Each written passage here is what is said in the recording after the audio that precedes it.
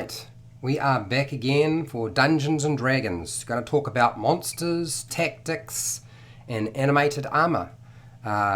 So, an extension. This is an extension of the Monster Manual series. It isn't actually supposed to be separate from that. Sometimes I will do the Monster Manual and sometimes I will do the Monster Tactics. Okay, sound check is good, so that's good news. Alright, so as always, what I will do is I will provide the start time for this video down in the description for those of you, for those of you who are re-watching the live stream. If you weren't part of the live stream but you're re-watching it, the start time will be down in the description. For those of you who haven't been part of a live stream with me before, normally what I do is I present everything first. Once I've presented everything, I usually go through the process of opening it up to questions so people can ask questions, stuff like that. So I'm just going to give it a second for people to jump in. I know there's a few people who were trying to jump in. I'm not quite sure why the stream is struggling today, but hopefully it will clean up in a second and all will be good. That would be excellent if that were happening. Okay, so just gonna make sure that's all sorted and we will start. There we go. All right, so I'm ready. Let us begin. Hi, welcome to HowtoDandD. My name is Fred Wheeler and today I want to talk about Dungeons and Dragons, and we're talking about monster tactics, not just the monster manual and how a monster works out of the book. What we're talking about are some of the monster tactics that you can use in your game of Dungeons and Dragons with monsters. And today's topic from the Monster Manual is animated armor. Now, animated armor should be quite exciting. I find that animated armor is not as exciting as it should be, and unfortunately there are a few reasons for that, but we're going to go through them bit by bit and I will explain them as best I can and provide you my perspective on how to run your animated armor and what sort of tactics you can use. I'm also going to provide a whole lot of information from the D&D community, particularly one individual, and I have to say thank you, David. Your suggestion was brilliant, absolutely fantastic. Okay, here we go. So, animated armor. This is an empty steel shell crafted by potent magic into a sort of a soulless guardian. The problem with this guardian is it's not really going to act like a guardian, and I will explain as I go. I want you to turn to page 19 of the Monster Manual for Dungeons and Dragons 5e, and there are some details that provides you with a little bit of a backstory for the animated armor. It also provides you with the stat block, which we will go through very shortly. They don't require air, food, drink, or sleep to function because it is a construct. They're ponderous but persistent magical guardians, apparently.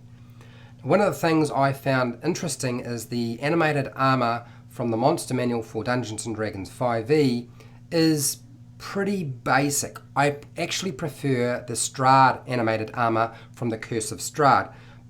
One, because it's at a higher level, but two, it just seems to be a little bit more, it kicks butt a bit more. That's essentially the reason why I like it. Normally, these sorts of constructs follow simple instructions that they have been given. They follow their orders, and if they aren't given any kind of order or instructions whatsoever, they simply carry out the last command that they were given. They're not like a technical fighter. They're not tactically smart. They don't really use complex monster tactics. They're pretty basic in the way that they operate. They have absolutely no really interesting abilities. It's an automation and it's, I have to say, quite boring.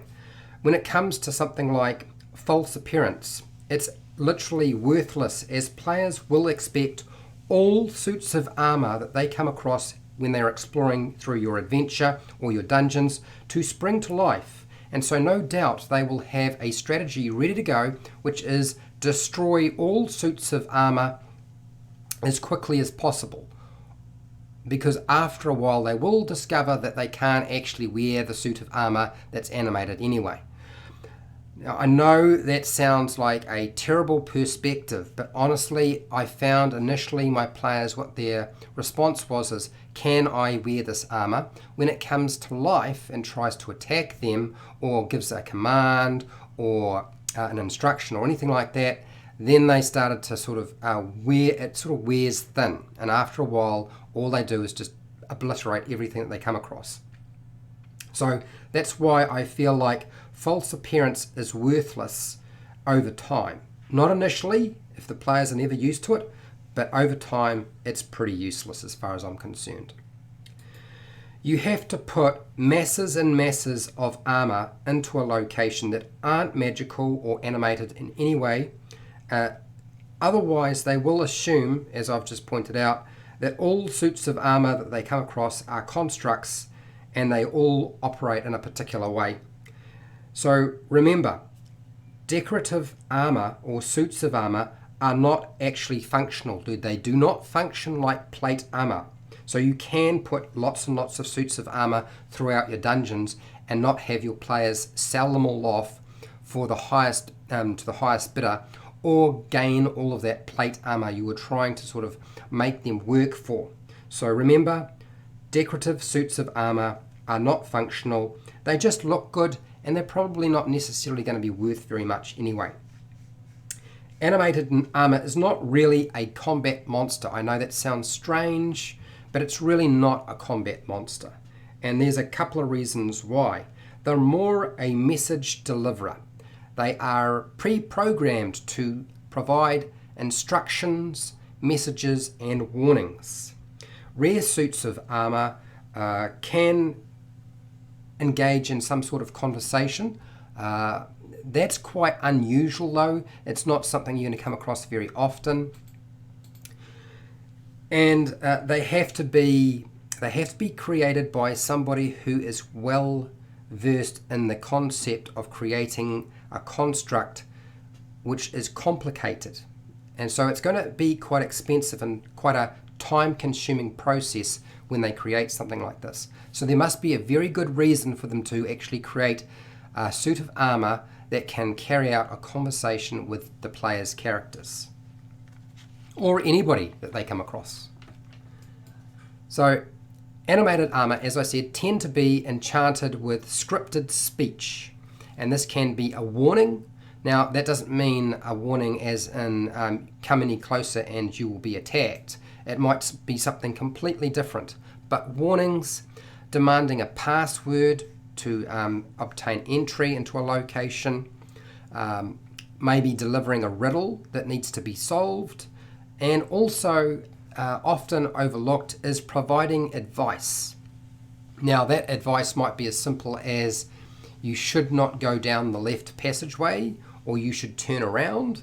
It might fall slightly into the bracket of a warning, but there might be some pre-programmed advice from your animated armor. And those are essentially the reasons why animated armor exist as far as I'm concerned.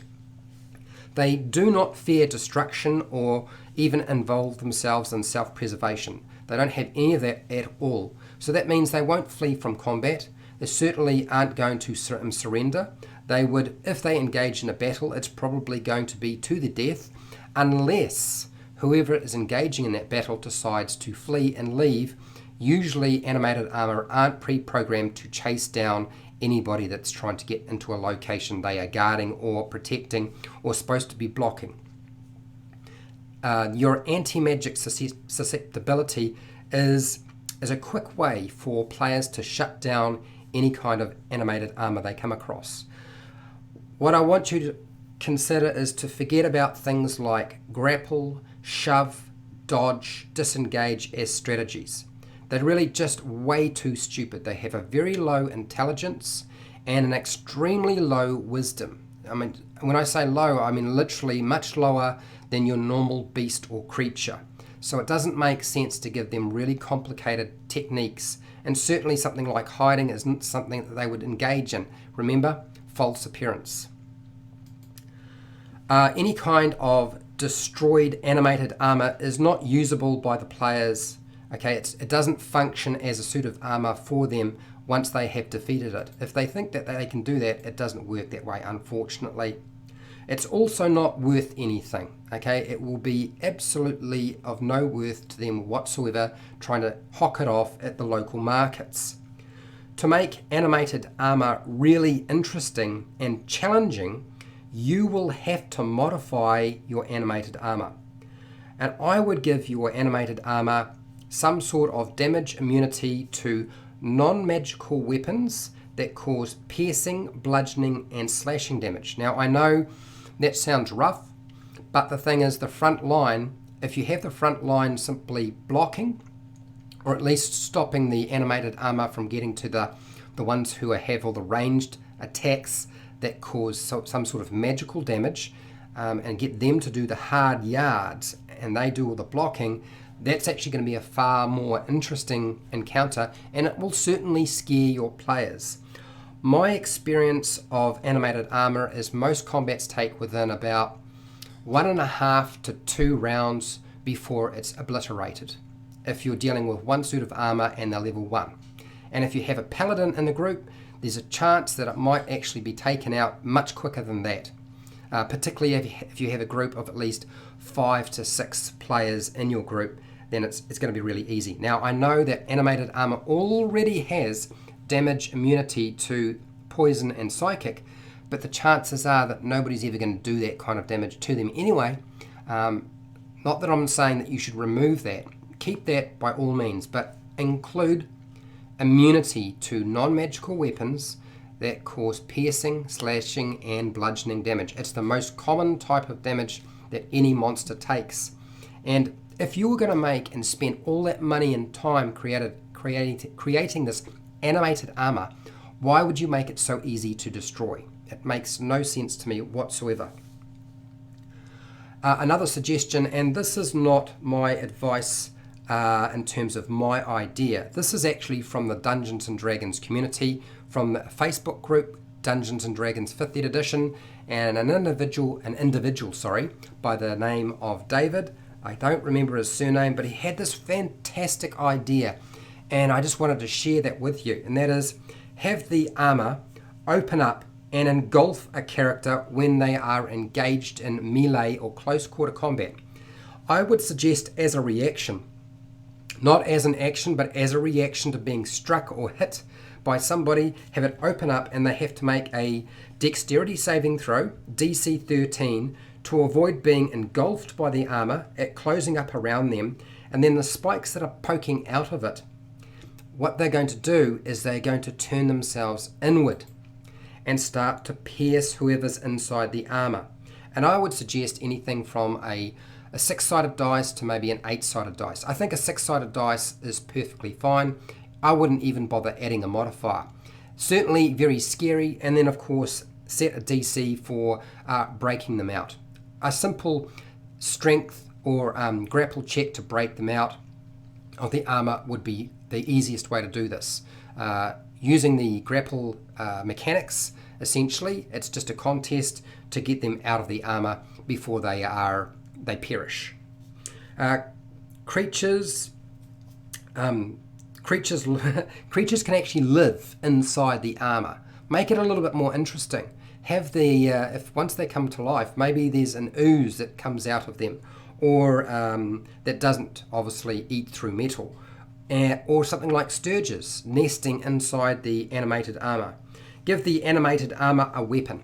One of the easiest ways you can increase the danger of animated armor is to either give them a shield and a sword, or give them a great sword, where they get to have 2 6-sided dice for their damage dice rather than just 1 6-sided dice. So that means that your animated armor is now quite capable of dealing with frontliners. And remember, even though it has multi-attack, it's only getting 2 attacks, and the rest of the party, if there's 4 or 5 of them, the chances are, even if you've got 6, the chances are they're going to have way more attacks against the animated armor than it has against them. It's just a product of action economy. Put it with other constructs. If you're going to use animated armor, maybe have it working alongside something like a flying sword that's animated, or something like a golem. I think both the flying sword and the golem are a great idea. This has actually been already discussed on Nerdarchy by the crew over there, and it's a good idea. I think it really works. Use a better form of environment. So work the environment into your animated armor. In some ways, the fact that it has a different type of sense compared to other creatures, it has blind sight up to 60 feet. So utilize smoke and fog and something that will obscure vision. That means that people can't see through that. Now that your players have a disadvantage because they can't see what's attacking them, that's going to make things a lot more difficult and a lot more challenging and a lot more interesting. Although I have to say, I think David's suggestion of having the armor open up and act like an Iron Maiden as it clamps around somebody and starts to force the spikes through them is probably the best idea I've ever come across when it comes to animated armor. And that's the one I'm definitely going to sell to you. Okay, with regard to the stat block, it's got a high armor class, so relatively hard to hit, but it's not really going to matter because you're dealing with so many attacks against it. It has only 33 hit points. It has a speed of 25 feet, so it's quite possible for the players to escape from it if they want to. It has a very low dexterity, which means its initiative modifier is going to be low. Chances are that your players will get to act before the armor gets to do anything. Even if you were to allocate surprise to the armor, the chances are you will find that they are expecting it to happen, and that their characters are probably expecting it to happen. It has, as I said, damage immunity to poison and psychic. It's quite strong. You can see the intelligence and the wisdom's very, very low, including charisma. It is immune to a lot of different conditions, and it has no language as such. So what you do is you assign a language to it. I would suggest Common, because Common is a language that just about anybody would understand usually, and therefore it makes much more sense to have the animated armor speaking Common. Or maybe you give it a telepathic ability so it can communicate no matter what the language is of the creature they are dealing with. Okay, you can see multi-attack, you get 2 melee attacks, and it's a piddly +4 modifier for your attack roll, whereas most level 1 characters are going to have a +5, and it's only doing 5 points of damage bludgeoning for every attack. It's only a 1d6 +2. It's very, very low, and that's just with the slam, which is why I'm suggesting using all of the other strategies that I've just talked about. Okay, so I'm going to just pull up my scene here just briefly. So here is sort of like a ruined castle, and you can see I have laid out some statues. Now statues could also be act as animated armor. So you use the same stat block, but it's just a statue rather than animated armor. Try to disguise your animated armor as other things. It might be a statue that's made out of stone. It might be a statue that's made out of metal. It might be you're not your normal sort of suit of armor. Maybe it's very decorative in how it's constructed. I've even put an Iron Maiden over here just to sort of make it a bit more interesting. So I've littered the place with lots of armor. That doesn't mean that every single piece of armor that I've laid out is actually going to spring to life.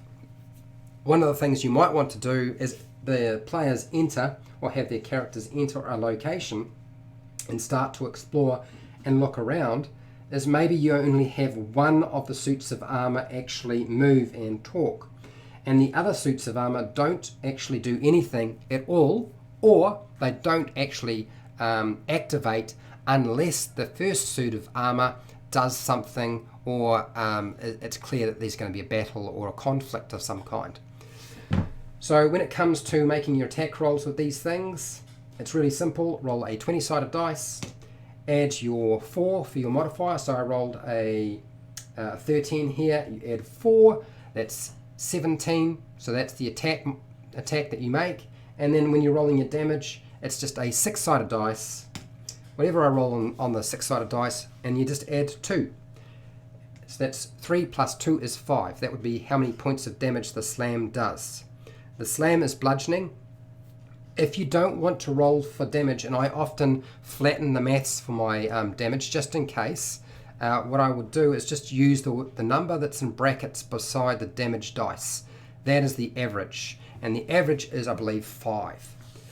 Okay, so that's all I have on monster tactics for animated armor. So if you found this interesting, useful, educational, entertaining, I don't know, let me know. Please hit that like button if you liked this, and share it with other people if you think they might find it useful. There's bound to be a dungeon master or somebody who might find this useful, so feel free to share it on Facebook and other locations. If you like this sort of content, I try to do at least one video for Dungeon Masters on the Monster Manual or Monster Tactics each week, and it's done live. So feel free to subscribe, hit the bell button to be notified when I go live and when I publish new videos that are edited. If you want to support my channel, you supported my channel by watching this video, and I have to say thank you very much. I do appreciate it. I have hundreds of more videos, and you're welcome to go and check them out. I actually have a series on monster tactics, and yes, I would suggest checking them out if you think you might. There are usually things like orcs, goblins, skeletons, zombies, stuff like that. There's a few other things there as well, including I think the will-o'-the-wisp and a couple more, I can't remember. So yes, feel free to check them out. I don't do Patreon, but down in the description there are affiliate links to the book depository and Amazon, where you can continue to support me by buying stuff online. I get a small commission. You pay exactly the same price as you normally would. Just go through the link, buy what you want. You do not have to buy the thing that I have linked to. Okay, and if you don't buy stuff online, don't worry about it. It's all cool. Okay? And look, this is your opportunity to ask questions. Say hi to me. I will respond to you. You can give me some feedback. Maybe you have a better idea, something you disagree with. By all means, share that with me in the live chat now. Otherwise, if you're not part of the live chat, that is what the comment section is all about. You go and you type down there your feedback down there, and I will respond to you. And hey, till next time, keep rolling those 20s.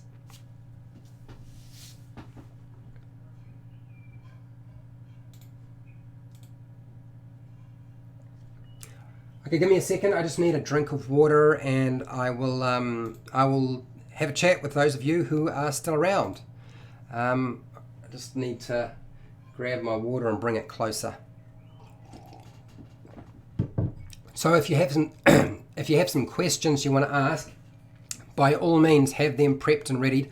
Now, I didn't do a full-fledged sort of run through a combat with one, because as I said, I don't believe that animated armor is much good as a combat monster. I think it's actually better to issue warnings and give messages to the players with them rather than turn them into a fight.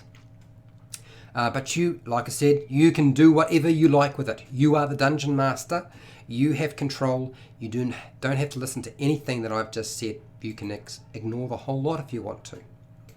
Okay, let's have a look. What have we got here?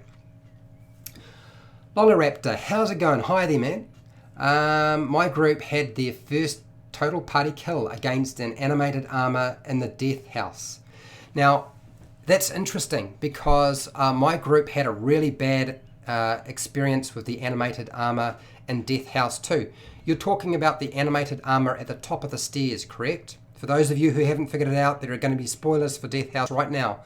I'm assuming that's the one you're talking about. I had I wouldn't say a total party kill, but it messed up my group of 6 or 7 players really badly, and they had to just try and flee. Some of them perished and were carried out, or some of them were knocked unconscious. I don't think actually anybody fully fledged died. There might have been 1 or 2 out of the 6, but their bodies got carried away anyway. So you know they figured out how to get away. And then, of course, we brought them back into the game with the same character, because that's the sort of dungeon master I am. Did you use the normal animated armor from the Monster Manual, or did you use the animated armor from the Curse of Strahd? Because the one from the Curse of Strahd is significantly higher in challenge rating. And see, when I looked at it and I saw animated armor, I just thought, okay, I'll just pick that one. That looks interesting. That'll scare them. Only to realize that, in fact, I had used the wrong set of stat blocks. Okay. Lollyraptor, hey, it destroyed our rogue with a natural 20. Well, that makes a lot of sense. Sorry. That means that the creature is rolling 2 6-sided dice instead of 1. So that's quite a lot of damage, and you're adding +2 to whatever they get. So now, if the rogue's getting hit with that sort of damage, and it makes one attack with a critical and makes a second attack as a follow-up, that's probably going to cause a lot of pain. So, see, I rolled 6 and 4, which is quite a high roll. That's 10, plus another 2. That comes to 12. 12 is going to be more than enough to take out, or I wouldn't say instantly kill a rogue, but certainly knock them down. So the rest panicked and was killed because nobody could land a hit on it. Yeah, that can happen sometimes. But on average, I think the thing you've got to realize is that although its armor class is quite high, it's really more a product of just sometimes the Dungeon Master rolls really, really high, and sometimes the players roll poorly, and that's what's taking place rather than the stat block itself. The stat block itself, I mean, if I were to run through a combat, which I'm not going to try to do because it's just too hard, so you use the standard one. Yep. The standard one is certainly capable of causing a lot of trouble. And I have heard of many stories during the Curse of Strahd with that animated armor at the top of the stairs causing a lot of trouble for players, and at other times where it's been absolutely pummeled. My group actually pushed the animated armor down the staircase, and it took bludgeoning damage from the falling damage. They didn't actually have to try to hit it. They gave up on that. Every time it clambered up the stairs, they would push it down the stairs. It would fall over the banister rail, land, collapse, and obviously it would take damage. And they didn't have to roll to hit to do that. It was its location that made it possible to destroy the thing. And I believe the armor they were facing, they did quite a lot of damage to it, in fact, even though it wasn't the standard animated armor. Lollyraptor, hey, my players couldn't roll a decent check the whole evening. Yeah, see, that's what I thought. That would be what's going on. Because mathematically, when you think about what's going on at your table, I'm just going to move this book out of the way. They are probably going to have a +5, which means to hit the animated armor with an attack roll, whether that be ranged or it be up close, melee, they're going to have to roll themselves a 13. And you've got anywhere from 3 through to 7 players at your table. I don't know how many you had, but you know, if you're playing Adventurers League, that's 3 to 7 players at the table all making attacks. There's going to be at least half of them who get that and half who miss, on average, roughly. Whereas the animated armor has got a +4 for their attack. It's just one digit less. It only gets 2 attacks. There isn't going to be like 6 or 7 attacks or anything from 3 through to 7 attacks taking place. In fact, there's going to be quite a lot less. That's all it can do. So it's, on average, it's probably trucking out a lot less damage. And now to hit the target that they are dealing with, it'll be the tank. It'll be the individual who has the best armor class in the front. I would imagine that you put somebody in the front who has a decent armor class, something in the vicinity of a 16 with a shield. So you've probably got somebody in the front line with an 18. Same armor class as the animated armor, unless you give the animated armor a shield. Therefore, the odds of hitting are better for the players than it is for the animated armor.